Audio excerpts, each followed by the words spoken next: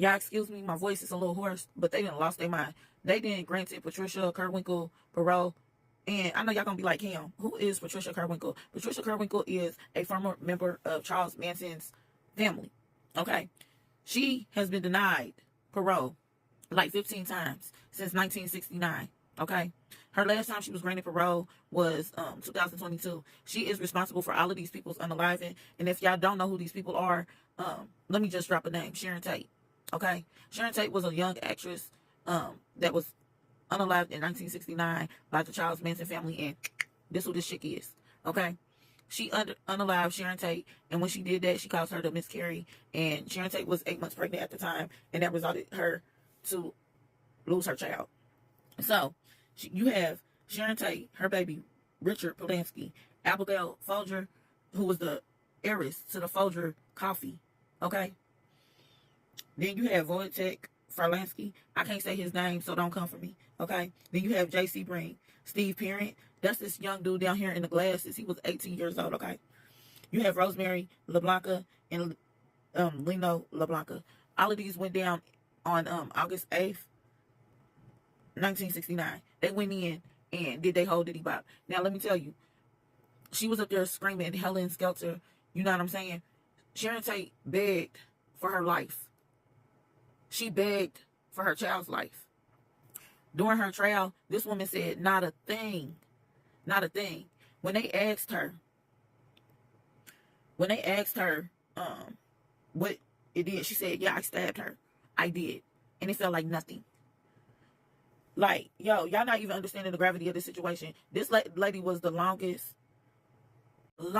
residing inmate in California's correction system. She had been there 55 years. 55 years. Okay? And they gonna let her out? She literally plucked these people at the height of their fucking life. J.C. Brink was the oldest person in the room. He was 36. They literally had just went to get something to eat and came back for a little nightcap. They was chilling. They came in there and literally took out everybody. You know what I'm saying? And they just did it just because they could. They didn't even have a reason, a motive, or anything else. They just did it just cuz. Okay, and I mean, she had like a, regular background. I wouldn't say it was messed up. Her dad sold life insurance. Her mom was a homemaker. When she was 17, her parents got divorced. She went to go live with her dad after the divorce when she was 17. Then she went to like a Roman Catholic and religious instruction school because she was considering becoming a nun. They did say baby suffered from like real bad low self-esteem though. She decided like she wasn't going to do that. Then she went to a Spring Hill College in Mobile, Alabama. She did one semester. She dropped out of that. She was real indecisive. Then she moved back to Cali, moved in with her half-sister, and she found an office job as a processing clerk. You know what I'm saying? So, in 1967, that's when she met Charles Manson. And she stated that from the first night that she had sex with him, he was the first person to ever, in her whole entire life, tell her that she was beautiful. She was mesmerized by this man. She literally gave up everything, her apartment, her car, everything, her job, everything, and just moved on in with them. Okay? She sacrificed everything, gave up everything, and followed that man blind. Nothing he could say would be wrong. They grew to call her Katie. You know what I'm saying?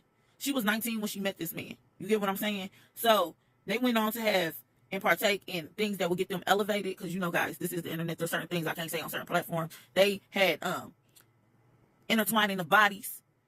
And they went on an 18-month tour of America, of the American West in an old school bus. And she idolized this. So basically, he effed the shit out of her. And had her mind gone.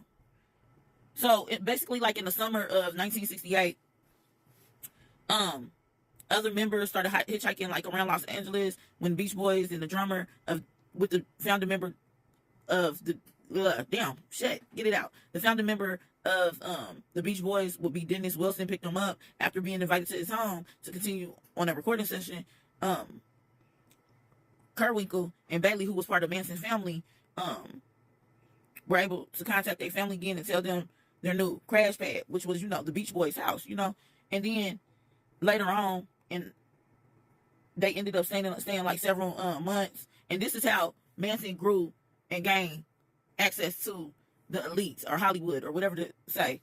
And they ended up causing like financial problems for dude. So Manson and the rest of the family left the mansion. So by 1968, the Manson family, including Krenwinkel, nearly blinded a elderly man who allowed them to stay on the property. His name was George Span, and this literally built up to the unalivings, because after that whole little incident of bouncing around and like misusing people, that worked up to the murders. This woman should never be out. Do you know Sharon Tate's sister has been to every one of these things? It is a disjustice and a slap in the face to the families that are still there. I don't know why they are letting this person out. She is still delusional, because when you are in the system, you are institutionalized. Time stops for you. She is not a person that should be ever released. Why should she get her? And Sharon Tate and these other people never got to live out their lives. They never got to live. All because some people got bored one night and thought it would be cool to make a name for themselves in the worst way. Absolutely the fuck not. Meanwhile, we have a president out here pardoning people just because he feels like it. I tell you, yeah, it's asinine to me. But yeah, I don't know. Tell me y'all thoughts on this. I'm gonna leak the video that I did a couple months ago on Sharon Tate. But yeah, this woman, in my opinion, should just stay in there until her stay is not staying. All right.